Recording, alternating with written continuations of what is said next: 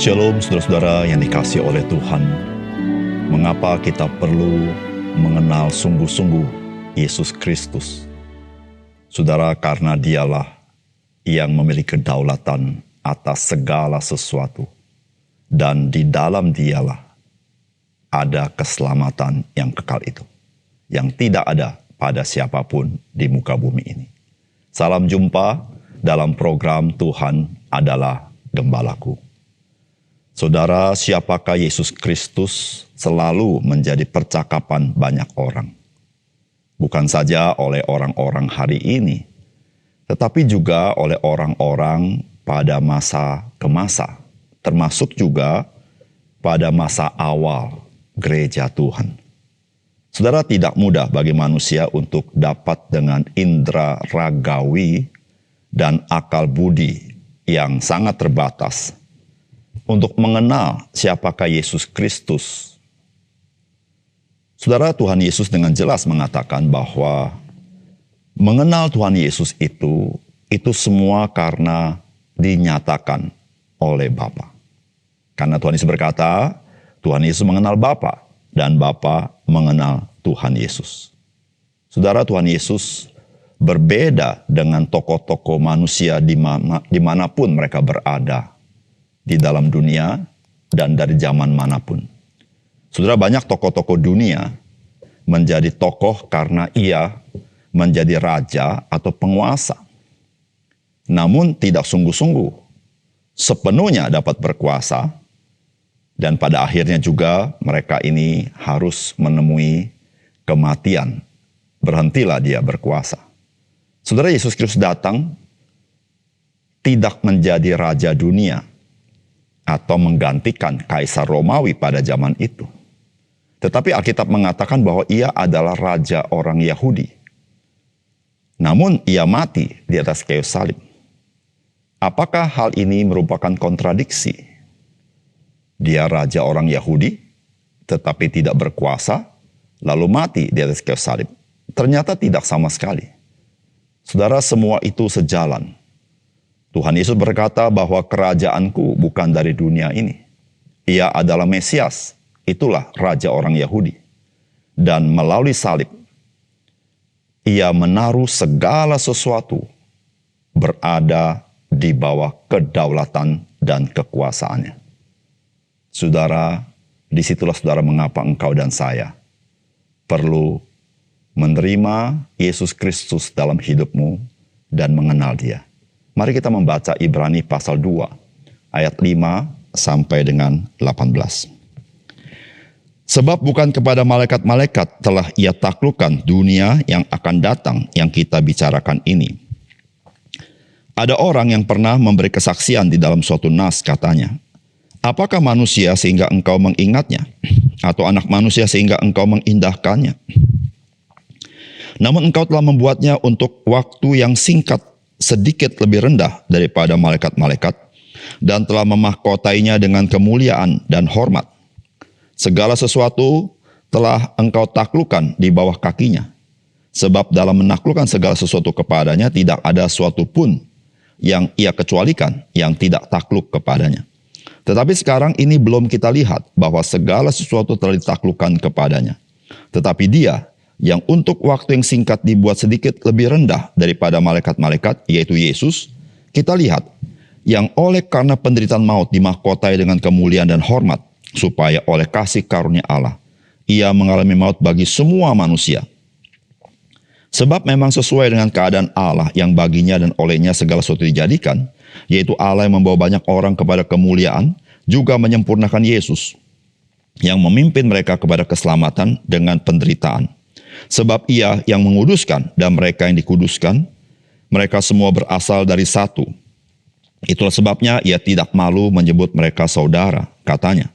Aku akan memberitakan namamu kepada saudara-saudaraku dan memuji-muji engkau di tengah-tengah jemaat. Dan lagi, aku akan menaruh kepercayaan kepadanya.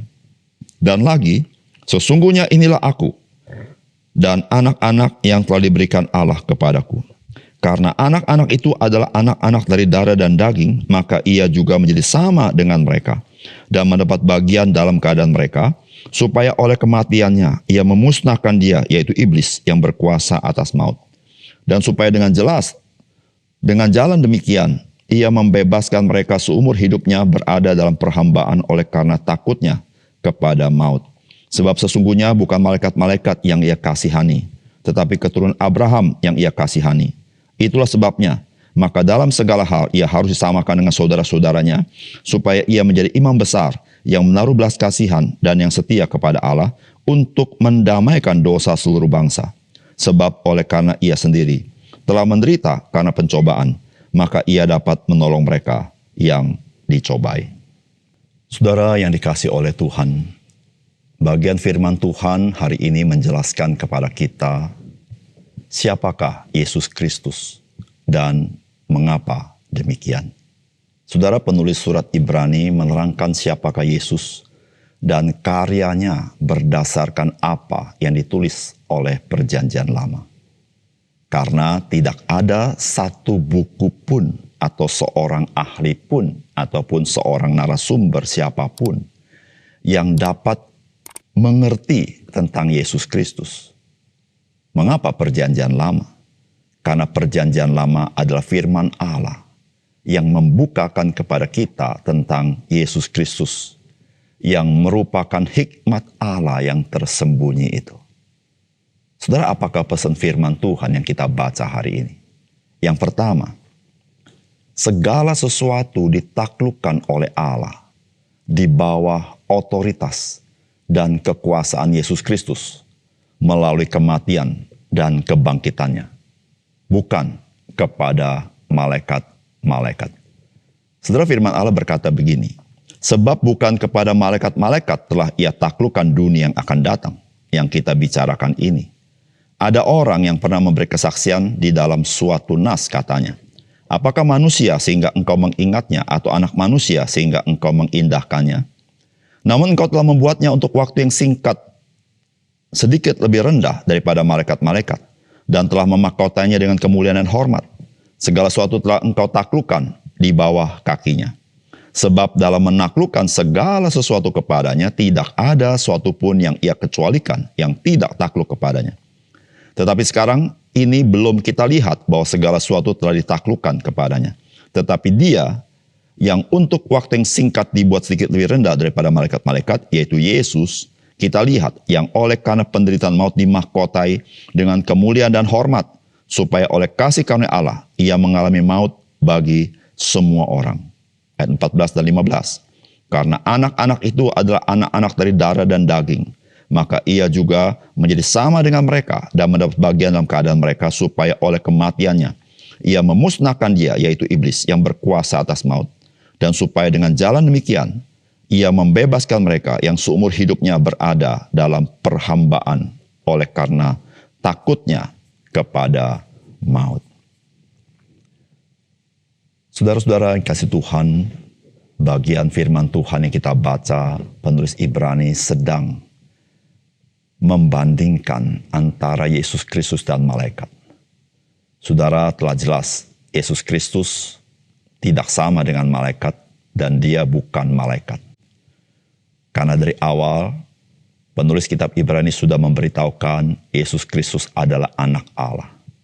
Dan saudara, pada bagian ini penulis kitab Ibrani mau mengatakan masa akan datang tidak ditaklukkan di bawah para malaikat.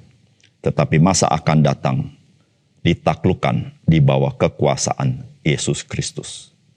Nah saudara, Yesus Kristus adalah firman Allah itu. Dan Allah menjadikan semua ciptaannya, yaitu melalui firman. Itulah yang dikatakan dalam kitab Kejadian. Melalui firman Allah menjadikan segala sesuatu. Dan di dalam Injil Yohanes pasal 1, melalui firman Allah menciptakan segala sesuatu. Dan saudara-saudara, firman yang menciptakan segala sesuatu, dan Allah juga melalui firman menebus kita dan ciptaannya melalui karya kayu salib.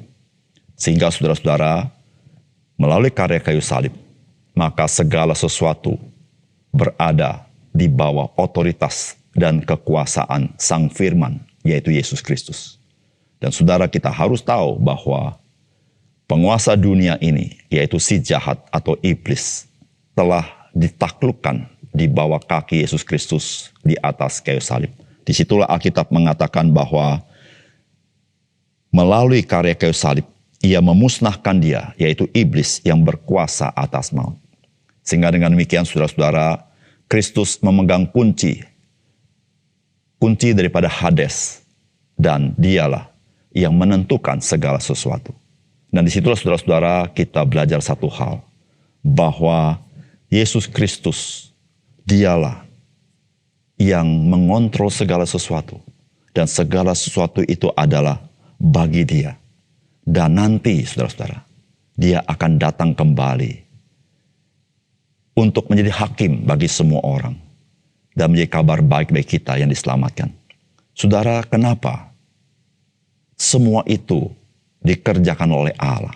Saudara, firman Tuhan dalam Yohanes pasal 5 ayat 23 mengatakan, supaya semua orang menghormati anak sama seperti mereka menghormati Bapa. Barang siapa tidak menghormati anak, ia juga tidak menghormati Bapa yang mengutus dia. Saudara yang dikasihi oleh Tuhan, mengapa Kristus segala sesuatu ditaklukkan di bawah kakinya?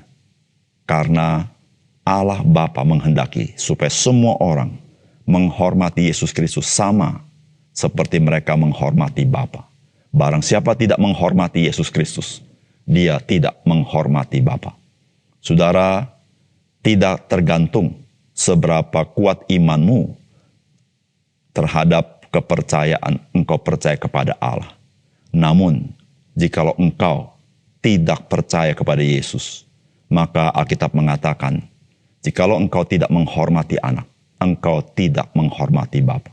Saudara, firman Tuhan mengatakan kepada kita, hanya satu-satunya cara, satu-satunya jalan engkau beriman kepada Allah, yaitu hanya melalui Yesus Kristus.